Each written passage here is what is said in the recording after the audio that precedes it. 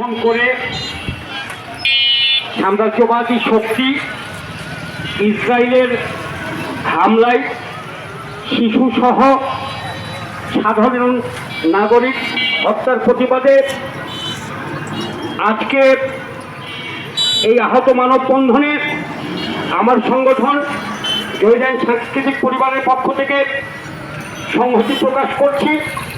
সেই সঙ্গে তীব্র নিন্দা ও ক্ষোভের বহিঃপ্রকাশ করছি এই হিংস্র অমানবিক হামলার প্রতিবাদে।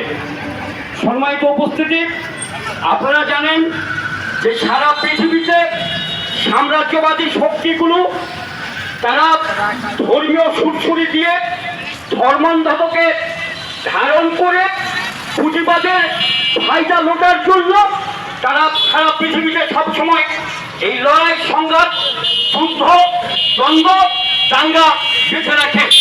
আপনারা জানেন যে আমাদের পার্শ্ববর্তী দেশ ভারতের নাগপুরে আজকে 312 বছর পর আওরঙ্গজেবের কবরকে স্থানান্তরিত করা হবে এই বলে সেখানে একটি দাঙ্গা চলছে।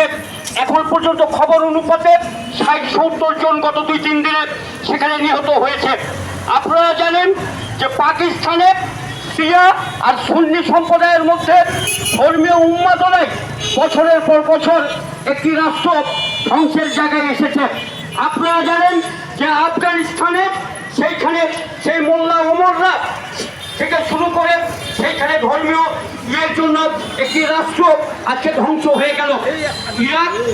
ইরানের যুদ্ধ দীর্ঘ সময় ধরে চলে আসছে।